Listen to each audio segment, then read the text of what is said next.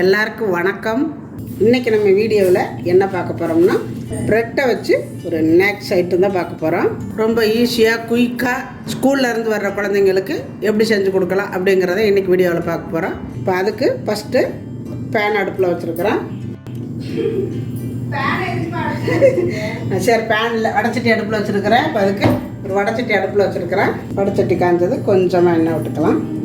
கொஞ்சம் போல் சீரகம் பொரிஞ்சதும் ஒரு 3 பெரிய வெங்காயம் நீல சைஸில் கட் பண்ணி வச்சுருக்கிறேன். இதை சேர்த்துக்கலாம். நல்லா சீரகம் நல்லா பொரிய ஊற்றி போடுங்க, அப்போ தான் நல்லா வாசமாக இருக்கும். கொஞ்சம் நல்லா வதக்கி விட்டுக்கலாம். இப்போ வெங்காயம் பாதி வதங்கிருச்சு. கொஞ்சம் போல் இஞ்சி பூண்டு பேஸ்ட்டு, நிறையா வேண்டாம், கம்மியாக போட்டுக்கோங்க. இதுக்கு கொஞ்சமாக உப்பு,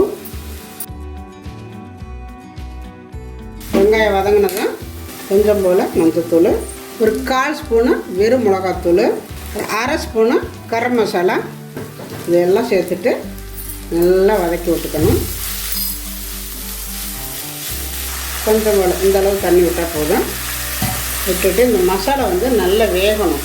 ஏன்னா நம்ம எண்ணெயிலே போட்டு எண்ணெய் தான் வதக்கி வச்சாலும் அந்த கிரேவி மாதிரி கிடைக்காது.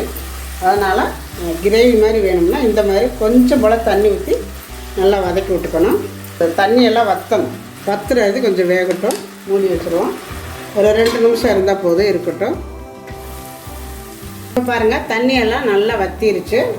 இந்த மசாலா எல்லாம் நல்லா வெந்து நல்லா கிரேவியாக வந்துருச்சு. ஒரு 3 முட்டை எடுத்து வேக வச்சு ஓடெல்லாம் எடுத்துகிட்டு கட் பண்ணி வச்சுருக்கிறேன்.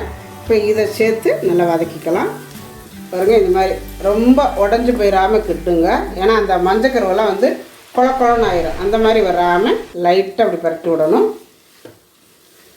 இதில் கொஞ்சம் போல் கொத்தமல்லி தழை போட்டுட்டு இப்போ அடுப்பு ஆஃப் பண்ணிடுவோம். இது இருக்கட்டும். இப்போ நம்ம உள்ளே வைக்கிற மசாலா ரெடி ஆயிடுச்சு.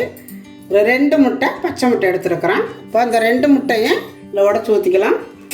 இதுக்கு தேவையான அளவு சால்ட்டு போட்டுக்கோங்க. கொஞ்சமாக மஞ்சத்தூள், அதாவது வரமிளகாயை நல்லா நுணுக்கி இந்த மாதிரி கொஞ்சம் போட்டுக்கோங்க. இல்லை வெறும் மிளகாத்தூள் கூட போட்டுக்கலாம். இந்த அளவு வரமிளகாயை நுணுக்கி இந்த மாதிரி போட்டிங்கன்னா அது ஒரு டேஸ்ட்டு நல்லாயிருக்கும். இதை நல்லா கலக்கிக்கலாம். கொஞ்சமாக குருமிளகு, கொத்தமல்லி தழை நல்லா இந்த மாதிரி கலக்கி வச்சுக்கணும். இப்போ இது இருக்கட்டும். இப்போ ஒரு பிளேட்டை எடுத்து வச்சுருக்கேன். இந்த மாதிரி ப்ரெட் எடுத்துக்கலாம். உங்களுக்கு எவ்வளோ ப்ரெட் வேணுமோ அந்த அளவுக்கு ப்ரெட் எடுத்துக்கோங்க. இந்த மாதிரி ஒரு பிளேட் எடுத்துக்கோங்க. இதில் ஒரு ப்ரெட் எடுத்து வச்சுக்கோங்க. இதுக்கு மேலே நம்ம எடுத்து வச்சுருக்கிற அந்த முட்டையை இப்படி தடவிக்கோங்க. ஃபுல்லாக இந்த மாதிரி தடவிக்கணும். நடுவை விட்டுட்டு இப்படி சுற்றி தடவிக்கோங்க. தடவிட்டு நம்ம வச்சுருக்கிற இந்த மசாலா சரிங்களா, இந்த மசாலா எடுத்து இது மேலே இப்படி வச்சுருங்க. இதுக்கு மேலே இன்னொரு ப்ரெட் எடுத்து பாருங்கள், இந்த மாதிரி இப்படி வச்சு நல்லா அமுக்கி கொடுத்துருங்க. இதுக்கு மேலே இந்த மாதிரி ஒரு பாத்திரத்தை வச்சு இப்படி கரெக்டாக வச்சு அமுத்துனீங்கன்னா வந்துடும்.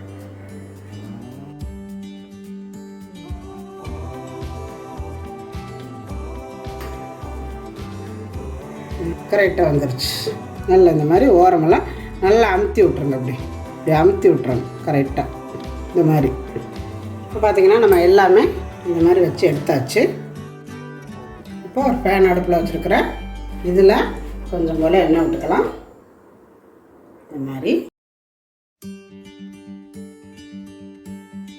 இப்போ நம்ம இந்த பண்ணை எடுத்து நம்ம அடித்து வச்சுருக்கிற இந்த முட்டைக்குள்ள இப்படி விட்டுக்கோங்க. நல்லா இப்படி ஒரு முக்கு, அப்புறம் இப்படி ஒரு முக்கு முக்கிட்டு நினச்சிட்டு இப்படியே எடுத்துக்கோங்க. இந்த மாதிரி வச்சுருங்க. அதே மாதிரியே இப்போ எல்லாமே இந்த மாதிரி வச்சு வேக விட்டு மெதுவாக திருப்பி விட்டு எடுக்கணும். லைட்டாக வெந்ததும் திருப்பி விட்டுக்கோங்க. அப்படி திருப்ப முடியலன்னா இந்த மாதிரி ஒரு கத்தி வச்சு இப்படி திருப்புங்க, ஈஸியாக இருக்கும். இந்த மாதிரி நல்லா வேக விட்டுக்கணும். பாருங்கள், நல்லா வெந்து இந்த மாதிரி கலர் வரணும். இப்படி வெந்துருச்சுன்னா எடுத்துக்கோங்க. பாருங்கள், இவ்வளோ அழகாக வந்திருக்குங்க.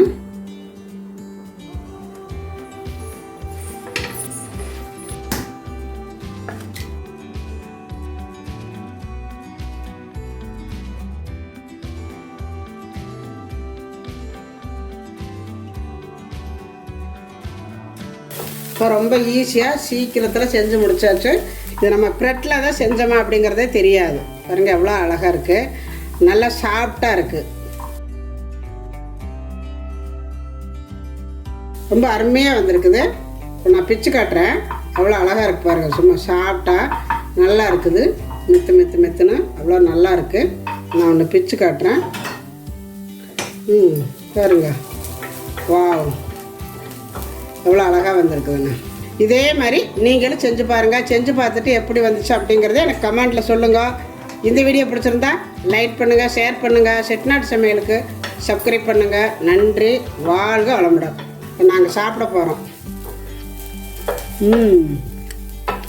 நல்லா மொறுன்னு இருக்குங்க. இங்கே எனக்கு இருக்கணும் முட்டை பொரியல் வாசம் மேலே அழகாக இருக்கிறது. எனக்கு ஒன்று இங்கே பார்த்தா பாருங்க, எங்கள் பூர்ணி என்னமோ பண்ணிகிட்ருக்குறான். என்ன பண்ணுறா பூர்ணி? அவிச்ச முட்டை பொரியல். அவிச்ச முட்டை என்னோட ஃபேவரட் எல்லாத்துக்கும் ஃபேவரட் தான். எங்கள் அம்மா முட்டையை வேக போட்டாங்களா, அப்போதான் தோணுச்சு இந்த அவிச்ச முட்டை பொரியல் அடிக்கடி செய்வோமே, இப்போ செய்யலையேன்னு, அதனால போட்டாச்சு. அவிச்ச முட்டை பொரியல் ஒரு பக்கம் நடக்குது. என்ன பண்ணுறேன்? பெப்பர். அடுத்து என்ன பண்ணுறேன்? அது என்னது? கொத்தமல்லி. பொரியல் ரெடியா? அவிச்ச முட்டை பொரியல் ரெடி. அந்த பக்கம் இட்லி வெந்துட்டு இருக்குது நைட்டுக்கு.